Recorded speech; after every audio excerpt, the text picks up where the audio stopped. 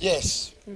Sibya bulungi ndi musanyufu nnyo okubeerako wano Perspective bakamu bange mbagala nnyo abo.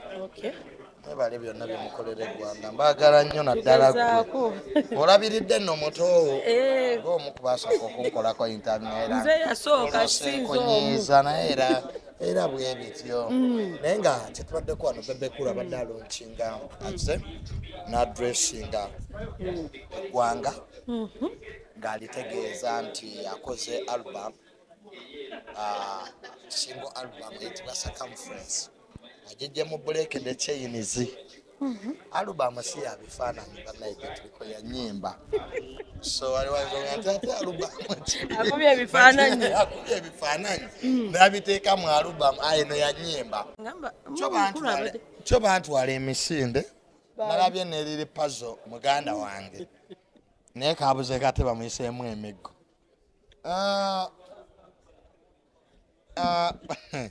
kyemisinde omusajja najja nnyumye naddirayo mu Kabangali ng'enkota y'ettooke abaana abo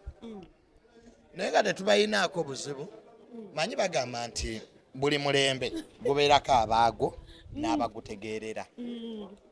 osanga kati be batutegeerera kanadde ndi awo nga n'empuuga amuyise ajja amwebuzeeko ku byobufuzi mpuuga yeebuze kwali ku byobufuzi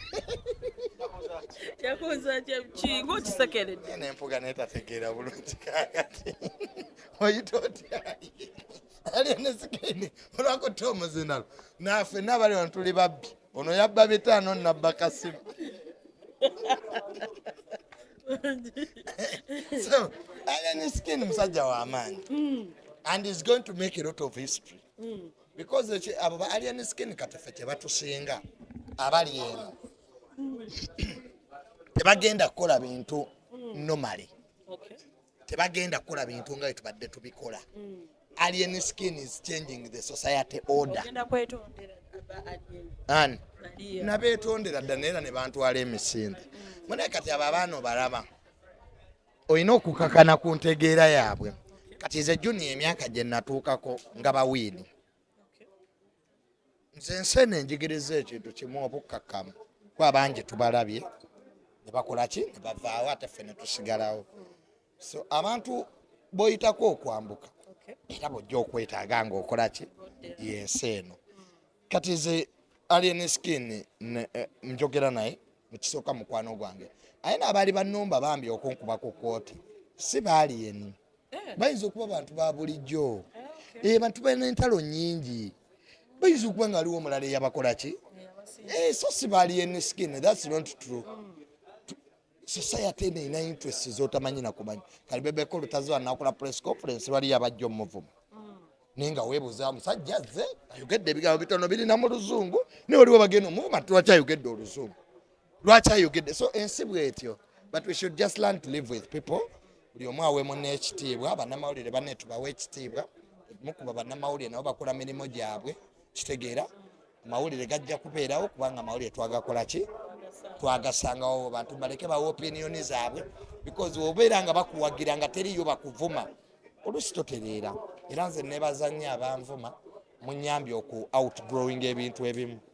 mu kufuuka omusajja ate kati owo omugaso gw'oyinza n'okukyaza wano nenjogerako eri eggwanga omukyala ki ate nina ali nanoba wanoba yanoba ki nze anoba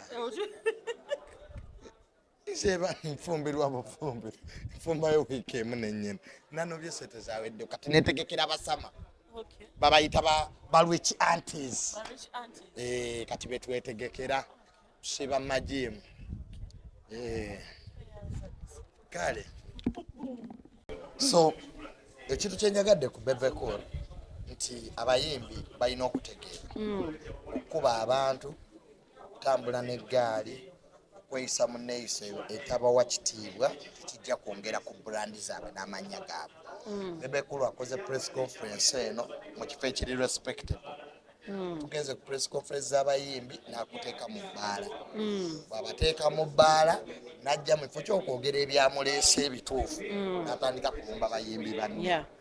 n'amaliriza nga press conference efuuse lutalo n'ayogera ebintu ebitakwatagana bamu ne batukana tubuli ennaku zaabwe bajje bavudde ze banne nali ntunda walagi ze munda banali ntunda kasooli ze banamu embonyebonye bannaye nebaza kayemba oyo kayemba situkako eyo teba press conference ya muyimbi press conference y'omuyimbi Bebekulu Omulabye nebyayogedde azabiwandiise kyo kitegeeza yatudde n'abikola ki n'abirowoozaako n'atava ku mulamwa ate takkiriza bibuuzo lwaki Bebekulu takkiriza bibuuzo basitawe babeera osigera oyinza obuuza ekibuuzo togamba kyetukola obuuzo kibi nedda kirungi naye waliwo ebiseera nga omuyimbi tayagala ebibuuzo nga tekiri mandatory nti bwekola press conference balina okubuuza ebibuuzo waliwo bakiwandiika abayagadde bamubuuze naye ekizibu ky'ebibuuzo woobikkiriza ne ansa zaazo beera nazo omuyimbi nebyo emirundi mingi nga mbayimbi mbabuuza ebibuuzo natandika te kwekwasa bannamawulire bannamawulire abo tebakoze mulimu gwabwe they are very unprofessional naye nga munnamawulire obuuzizza ekibuuzo ekyetaagisa ansa kati mu mbeera bwe weeteeka mu bibuuzo omuntu ajja kukubuuza ekibuuzo akubuuze nti Uncle Bebe engeri gy'omazeewo ebbanga biki byokoledde music industry okitegera ebibuuzo ebyetaaga ansa nga si yaleero naye ng'omuyimbi alina ate okuddayo emabega naye yegaye naye nkoze eki ajja bikole ki abibannyonnyole so ebyo ebibuuzo abadde aleeseewo nze ne maneja we abadde aleeseewo gwe bw'abadde ayogera agenza n'ayogera ku kyokuinvolvinga ne tutyamu ne tugamba omusajja atadde wansi ebikola music agenda muvaamu nga tutiisizza nnyo atadde ku pressure nange ntadde ku bunkenke kubanga ateze badde manyi nti agenda kulangirira obwa president nayagambye enkwoyo ejjo yes because wabadde oma agenda kukola ki the way it was organized press conference first of all bulijjo lugenda ku press conference abayimbi nga nekyagenda okwogera tukikola ki mujje nina oluyimba lwenjagala okuyisaawo kati of course why do you think people have turned they don't turn up ebadde nungi because everybody was on pressure not even us only when you get the analytics of people who have watched this press conference most of the musicians and the country has watched because badde bamanyi nti agenda kudeclaringa bwa president abayimbi bangi kati tubalaba bonna bayingidde ebyaki bali manyi nti agenda kudeclaringa bwa Lord Mayor tugwa ekigo naye the man has come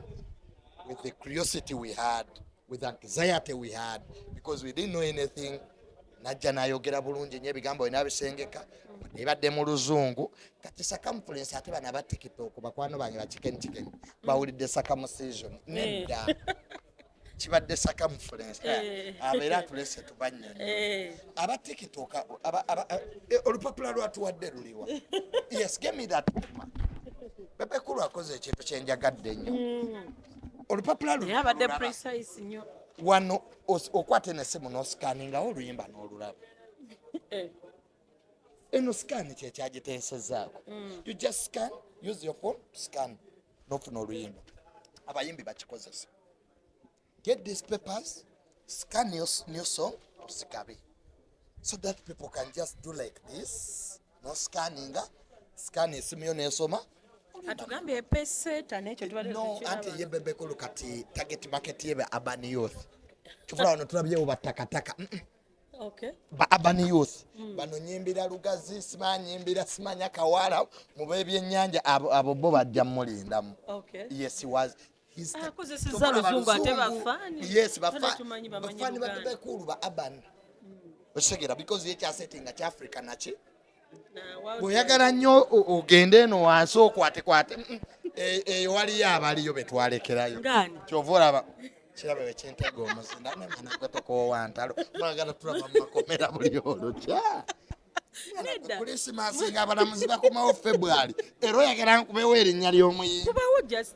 ndeka munange abalamuzi bakoma mu February ng'era ndeka ndye kulisimasi mulaya natega omuzinda ndeka wamma tewali balooya nabo bagenze kulya kulisimasi kati otya ddala kati okwogera prison is real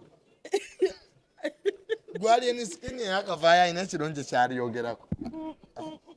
sajja abadde amissing nze sirabye yavudde mukomera alyogerera kalungi ali enisikini yatuse n'okuddamu ayambala engoye ze yabeeranga munaga ababoyi bange mbatumidde kati nze nyendeyo olaba omuli w'enkwa kyati siddayo nza eryo KFC oyogedde ku muli w'enkwa kyo madde njagala omukuzaako naye nga ntya byakomawa munnaye twakulaba ku kkooti